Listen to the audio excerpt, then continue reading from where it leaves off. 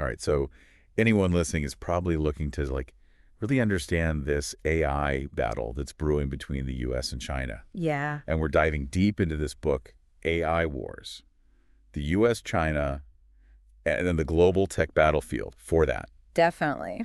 And right off the bat, they hit you with this story about a Chinese factory that's pretty much entirely run by AI. Oh, wow. And they've managed to increase productivity Really? by like 200% while cutting their workforce in half.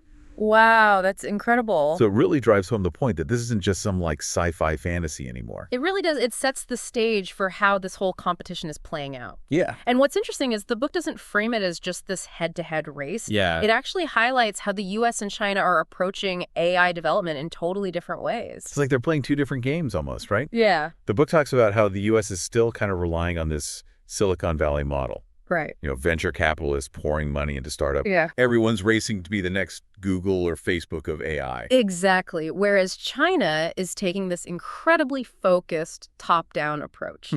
The book mentions how they've poured billions into research and development, Wow. with the government playing a very active role in guiding the industry. So it's a lot more centralized. Very much so. They've even laid out a specific roadmap, Oh, wow. aiming to make China the global AI leader by 2030.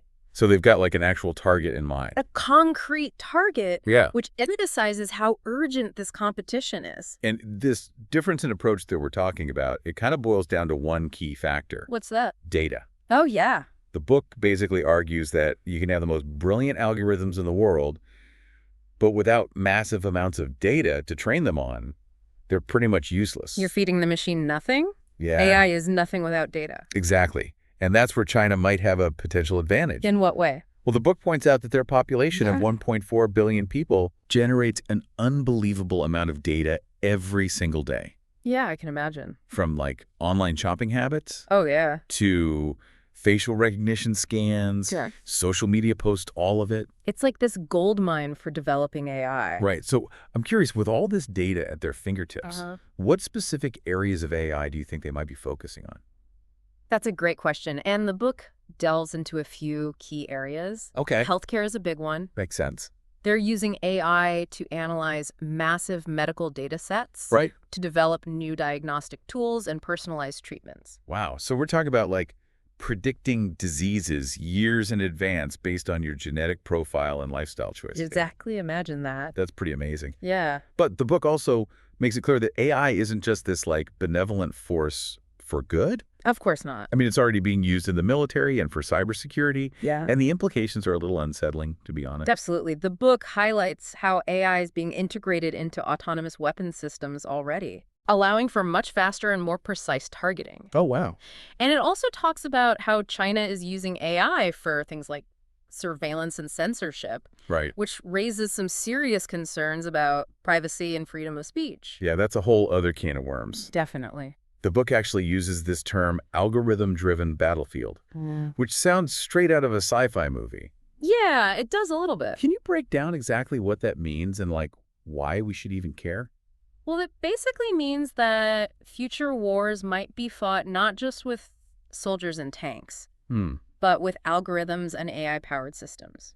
So like instead of sending in troops, they're sending in algorithms. In a way, yeah. Imagine swarms of autonomous drones Wow. making life or death decisions in milliseconds. That's a little scary. Or cyber attacks that can cripple entire power grids or financial systems. So like really messing with critical infrastructure. Absolutely. The speed and scale of these AI-driven conflicts would be unlike anything we've ever seen. That's a whole other level. And the book argues that we need to start thinking now about the ethical and strategic implications of this new kind of warfare. Yeah, because it's not just about who has the biggest bombs anymore. Not at all. So we've got the U.S. with its focus on innovation and the free market, and China with its top-down approach and this data advantage that we talked about. Right. But this AI race isn't just a two-horse race, is it?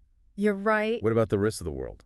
That's a great point. And the book does dedicate a whole chapter to how other players are entering the game. Okay, good. For instance, it talks about how the European Union is focusing on developing ethical guidelines for AI, Okay. trying to ensure that the technology is used responsibly and doesn't infringe on people's rights. That makes sense. They've always been a bit more cautious about tech than the US, for example. Exactly. And then you have countries like India, Yeah. which are seeing AI as a way to kind of leapfrog ahead in their development. Oh, interesting. They're investing heavily in AI education and research. So they're trying to get ahead of the curve. Yeah, hoping to create a new generation of tech workers and entrepreneurs. So it's not just about which country develops the most powerful AI. It's about how different cultures and societies choose to use this technology. Exactly. And that's what makes this whole AI landscape so fascinating. It's a Yeah. reflection of our values, For sure. our hopes, and our fears about the future. It really is. And those values are playing out in very different ways across the globe. Right. The book actually argues that we need to move beyond this idea of a zero-sum game, Okay. where one country wins and everyone else loses. Yeah. Instead, we need to start thinking about how we can collaborate Collaborate. to ensure that AI benefits all of humanity.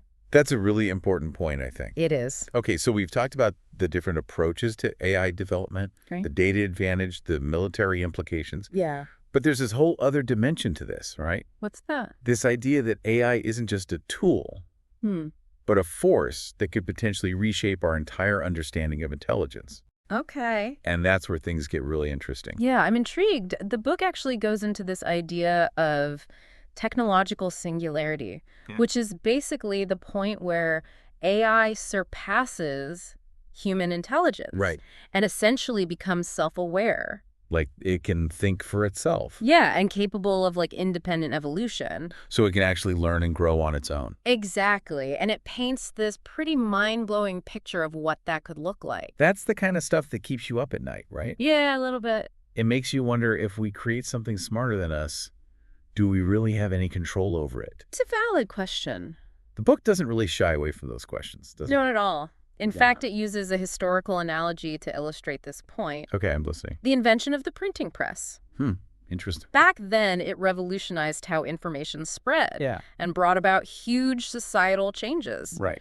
Similarly, the book argues that AI could trigger a similar paradigm shift. But on an even bigger scale. So are we talking about a future where AI is calling the shots, making decisions that impact our lives without us even realizing it? It's a possibility. What kind of scenarios does the book present? Well, one scenario explores how AI could completely transform the job market. Oh, Imagine a world where most tasks, yeah. from driving to surgery to financial analysis, are all done by AI systems. So like humans are basically out of a job. Well, it could lead to massive unemployment, Right. but it could also free up humans to pursue more creative and fulfilling endeavors. So it's not necessarily all bad. Exactly. The book doesn't present it as a utopia or a dystopia, Okay. but rather as this complex challenge that we need to prepare for. It's like we're on the verge of this uncharted territory. Yeah. And the book is telling us to pack a map and some supplies before we head in. You like that analogy? What stood out to you as the most compelling or even unsettling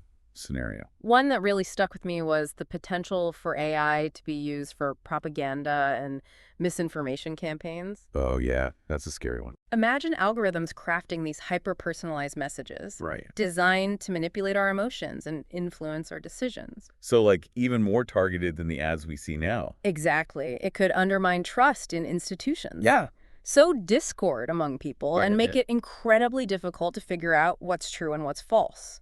It's like a weaponized version of those targeted ads that already seem to know what we're thinking. Exactly. And the book suggests that this isn't some far-off future. It's already happening. Exactly. It gives real-world examples of how AI-generated deepfakes and social media bots are being used to spread propaganda and influence elections. It's like we're already in the middle of it. In a way, yeah, it's a wake-up call to be more critical of the information we see. And to understand how AI can be used to manipulate us. Absolutely. Okay, so AI has the potential to be both incredibly beneficial and incredibly dangerous. Right. Where does that leave us? Is the book ultimately optimistic or pessimistic about the future of AI? I'd say it strikes a balance. It acknowledges the potential risks, Yeah. but it also emphasizes that we have the power to shape how this technology unfolds. So it's not all doom and gloom. Not at all. It argues that we need to start thinking about AI not just in terms of its capabilities, Right. but also in terms of its alignment with human values. Alignment with human values. Mm-hmm. That's an interesting concept. What does that actually look like in practice? It means making sure that AI systems are developed and used in a way that's transparent, Okay. accountable, and aligned with ethical principles like fairness, Right. justice, and human well-being. So it's not just about making AI smarter. Right. It's about making it wiser. Exactly. How do we even begin to do that? The book highlights the importance of interdisciplinary collaboration, Okay. bringing together experts from fields like computer science, philosophy, law, and social sciences. So a lot of different perspectives. Exactly, to grapple with these really complex questions. Because it's not just a tech problem. No, it's a human problem. It also stresses the need for public engagement, Yeah, making sure that diverse voices are included in the conversation about the future of AI. definitely. It sounds like we need a whole new set of rules for this AI-powered world. We might. Does the book offer any concrete solutions for how we might govern this technology? One of the key ideas is this concept of AI guardianship. Okay. It suggests that we need to create institutions and mechanisms to oversee the development and use of AI. So like a global watchdog for AI. In a sense, yeah, making sure it doesn't go rogue. That sounds like a tall order. It won't be easy. The book acknowledges that this is a global challenge that requires international cooperation and a willingness to rethink traditional approaches to governance. It's a lot to think about. It is. This whole AI landscape is starting to feel incredibly complex. I agree. It's like we're trying to navigate through this uncharted territory and the map is constantly changing. I think that's a great analogy. The book emphasizes that we're all part of this journey, We are. whether we realize it or not. Every click we make online, every interaction with an AI-powered device Right. contributes to how this technology evolves. So it's not just some elite group of scientists or policymakers deciding the future of AI. No. It's all of us making conscious choices about how we interact with it Exactly. and what role we want it to play in our lives. And that's why the book ends with this call to action. Okay, what's that? To become more informed, more engaged, and more vocal about the future of AI. So it's up to us to shape this thing. In a way, yes. Okay, so we've explored the potential impacts of AI on the job market, Right? the risks of propaganda and misinformation, and the need for new forms of governance. Yeah. But there's this whole other dimension to the AI wars that we haven't even touched on yet. Oh, really? The implications for actual warfare. Okay. And that's where things get really unsettling. It paints the scenario where battles aren't fought on, like, physical battlefields anymore, Right. but in the digital realm. Yeah. And even within our own minds, it's kind of unnerving. It really challenges how we think about warfare. Yeah. AI wars really dives into how algorithms could be used to predict and exploit an enemy's weaknesses, manipulate their decisions, Oh, wow. and even control how they see reality. So it's not just about, like, hacking computers anymore. No, it's about hacking minds. That's pretty wild. We've already seen hints of this in the news with reports of AI-powered propaganda and disinformation campaigns. Exactly. But the book takes it a step further, It does. exploring how AI could wage war in ways we can't even really imagine yet. It's a whole new frontier. Yeah, one example is this concept of cognitive hacking. Right. The book describes how AI could actually infiltrate and disrupt an enemy's neural networks. Like their brain. Yeah, essentially controlling their thoughts and actions. It sounds like science fiction, It does. but the technology behind it is already being researched. That's kind of terrifying to think about being manipulated by an AI without even knowing it. It is a bit unsettling. The book also talks about these autonomous weapons systems, right? Yes, it dedicates a whole chapter to the development of AI-powered drones, robots, and weapons that can operate without any humans involved. So basically machines making life or death decisions. Yeah, it raises some serious ethical questions about who's responsible. Right, like if something goes wrong, who's to blame? Exactly, and the potential for things to go wrong unintentionally. Yeah, imagine a battlefield where machines are making those calls without any human oversight. It's a scary thought. It really makes you question the nature of war and the role of humans in it. It does. AI Wars doesn't shy away from those questions. Right. In fact, it uses those questions to explore the wider implications of AI for global security and the balance of power. So it's not just about the battlefield itself. No, it's about the bigger picture. One of the most striking arguments, I think, is that developing AI could lead to a new kind of arms race, How so? where countries are competing to develop more and more sophisticated and powerful AI systems. It's like the nuclear arms race, but with AI. Exactly. And this race isn't just about military dominance. Right. It's about economic power, Right. political influence, and ultimately control over the future. Control over the future, that's a big one. The book argues that we're at this really critical point Okay. where the choices we make today will determine how AI develops for generations to come. So what can we do? Is there any way to stop this AI arms race from getting out of control? That's the big question. Yeah. AI wars suggest that we need to shift our focus from competition to cooperation. Interesting. It argues that the best way to make sure AI is used for good is to work together Okay. and establish some international rules and regulations that guide how it's developed and used. So kind of like a global set of guidelines for AI. Exactly. And this goes back to what we talked about earlier with global AI governance. Right. It sounds like a tough task, though, given the state of global politics. It won't be easy. The book acknowledges that, Yeah. but it argues that it's essential. Okay. It calls for a new era of diplomacy and collaboration, where countries put aside their differences and work together to use AI for the benefit of everyone. That's a powerful message, and it really resonates with me after this deep dive into AI wars. Yeah, I'm left feeling both amazed and a little bit apprehensive. I get that. The potential of AI is incredible, but the risks are huge. They are, but I also believe that we have the power to shape how this all plays out. Yeah? The book reminds us that we're not just watching this happen, we're active participants. Right. And our choices matter. So what's the biggest takeaway for you? What do you want our listener to walk away with after all this? For me, it's realizing that AI isn't just a technology issue, it's a human issue. It reflects who we are, what we value, and what kind of future we want to build. And that future isn't set in stone. Not at all. It's a future that we're shaping every single day. That's a really profound thought, and I think it captures the essence of AI wars. Yeah. This book has really challenged us to think critically about the implications of AI, For sure. to grapple with the ethical dilemmas it throws at us, Yeah. and to really embrace our responsibility in shaping its future. It's a conversation that needs to continue, and it's one that we all need to be a part of. Yeah, for sure. The future of AI and really the future of humanity depends on it. I agree. Well said to our listener.